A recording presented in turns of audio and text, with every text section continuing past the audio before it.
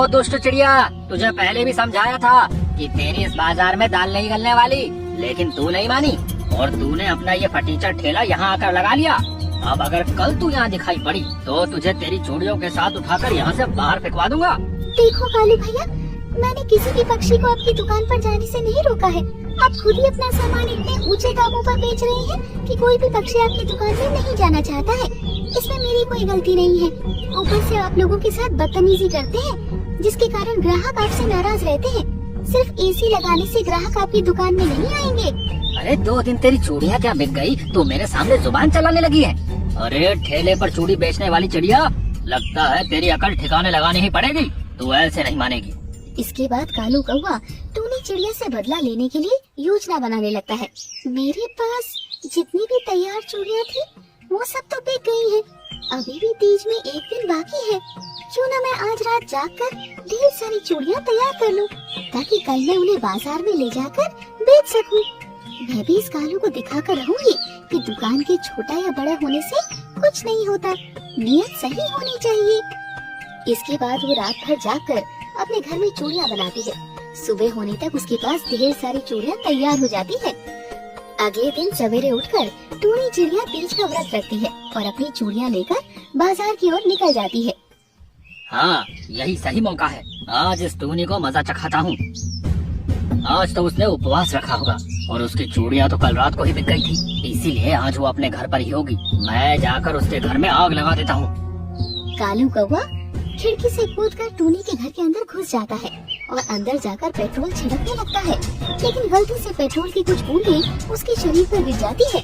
जल्दबाजी में आग लगाते हुए कालू कौवा खुद चूड़ी पकाने की भट्टी के संपर्क में आ जाता है और उसके पंखों में आग लग जाती है। कोई बचाओ, बचाओ, कोई बचाओ मुझे, मैं जल रहा हूँ, कोई बचाओ।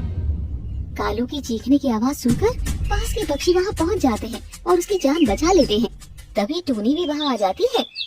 अरे कालू भैया, आप मेरे घर में कैसे पहुँच गए? अरे मुझे माफ कर दो टूनी, शायद भगवान ने मुझे सजा दी है।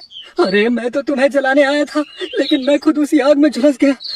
मुझे तकलीफ हुई तो समझ आया कि अब मैं कभी किसी का बुरा नहीं सोचूंगा। मुझे माफ कर दो। कालू कौवा के आंसू देखकर टूनी उसे माफ कर देती है और फिर खुशी खुशी अपनी दुकान में चूड़ी बेचने लगती है। कालू को भी ये शिक्षा मिल जाती है कि किसी का बुरा सोचने से अपना भला नहीं किया जा सकता है। राजा के महल में चोरी।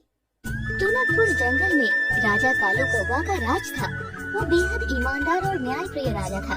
एक बार महाराज कालू पूरे जंगल में ये ऐलान करा देते हैं कि वे बहुत जल्द ही स्वयंवर करेंगे, जिसमें वे अपने लिए पत्नी चुनकर उसे राज्य की महारानी बनाएंगे।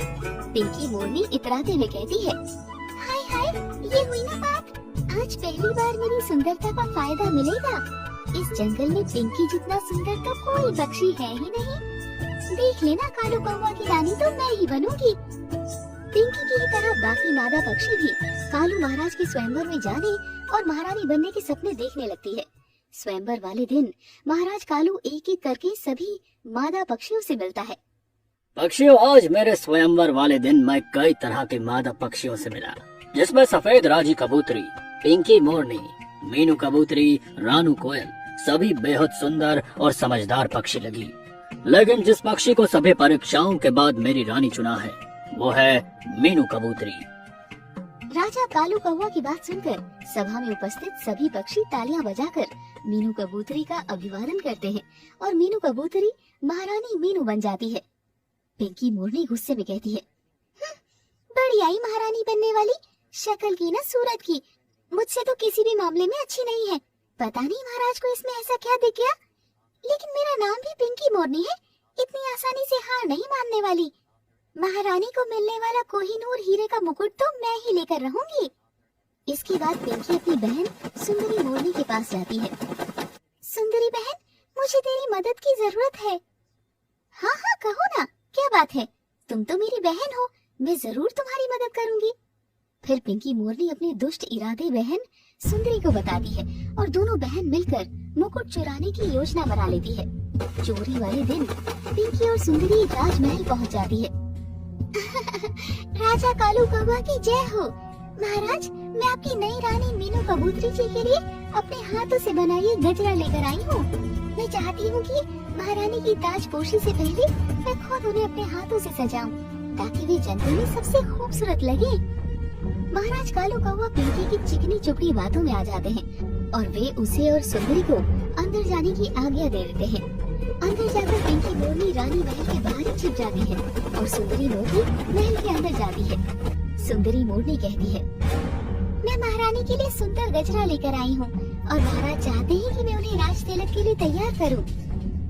अरे वाह, आपका फूलों का गजरा तो बहुत सुंदर है। आप बस कुछ देर मेरे कक्ष में इंतजार करिए, मैं अभी स्नान करके आती हूँ। उसके बाद आप मुझे तैयार कर सकती हैं। इतना कहकर मीनू कबूतरी अपनी दासियों के साथ स्नान करने चली जाती है। रानी के जाने के बाद, पिंकी, यही सही मौका है, जल्दी अंदर आ जाओ। इस समय यहाँ कोई सैनिक नहीं है, तुम जल्दी से ये मुकुट लेकर उड़ जाओ। अरे वाह बहना, तुमने तो मेरा काम बिल्कुल आसान कर दिया। अब मैं इस मीनू कबूतरी को इसकी औकात दिखाऊंगी। मौका देखकर पिंकी मोरनी झट से वो मुकुट लेकर उड़ जाती है और सुंदरी वहीं बैठकर रानी मीनू का इंतजार करने लगती है। सुंदरी मोरनी हंसते हुए कहती है, आइए आइए महारानी, बैठिए, मैं आपको बिल्कुल राजकुमारियों की तरह सजा देती हूँ। अरे वाह, आपने तो सचमुच मेरा बहुत ही सुंदर श्रृंगार किया है और आपका ये गजरा तो मेरे ऊपर बहुत ही सुंदर लग रहा है। आपका बहुत बहुत धन्यवाद सुंदरी जी। गजब हो गया महारानी जी, आपका कोहिनूर हीरे वाला मुकुट जो अभी तक यहीं कक्ष में रखा था, वो न जाने कहाँ खो गया है। अब क्या होगा, हम महाराज को क्या जवाब देंगे? दासी पक्षी ने घबराते हुए कहा, ये कैसी बातें करी हो दासी? अगर अभी तक वो मुकुट यहीं था तो अचानक से गायब कैसे हो सकता है? ठीक से देखो, यही कहीं होगा। इतने बड़े राजमहल में इतने सैनिकों के बीच चोरी होना तो संभव ही नहीं है।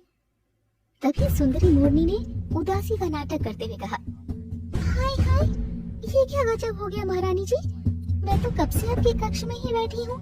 मैंने तो किसी भी पक्षी को अंदर आते या बाहर जाते हुए नहीं देखा। कहीं आपकी किसी दासी ने तो वो मुकुट गायब नहीं कर दिया? कुछ ही पलों में पूरे राजमहल में ये बात फैल जाती है कि महारानी का मुकुट चोरी हो गया है। महाराज तत्काल एक सभा बुलाते हैं। ये तो बहुत ही गंभीर बात है कि महारानी का मुकुट यूं दिन दहाड़े गायब हो गया है। मैं ऐलान करता हूँ कि जो भी व्यक्ति उस मुकुट या चोर का पता लगाएगा, उसे उचित इनाम दिया जाएगा। पिंकी मोरनी घबरा जाती है, हाय हाय, ये तो लेने के देने पड़ गए।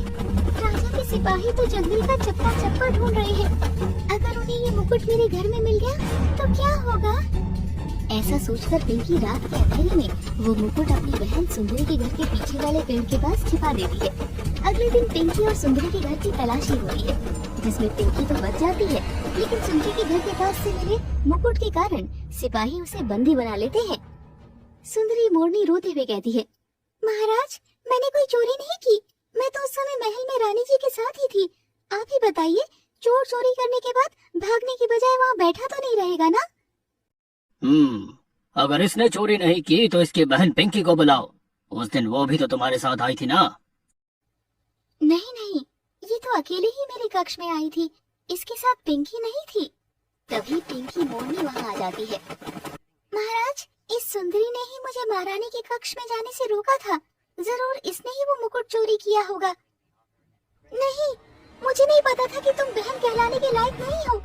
मैंने इतने बड़े अपराध में बिन स्वार्थ के तुम्हारा साथ दिया और तुम उल्टा मुझे ही चोर ठहरा रही हो। अब मैं पूरी सच्चाई आपको बताती हूँ।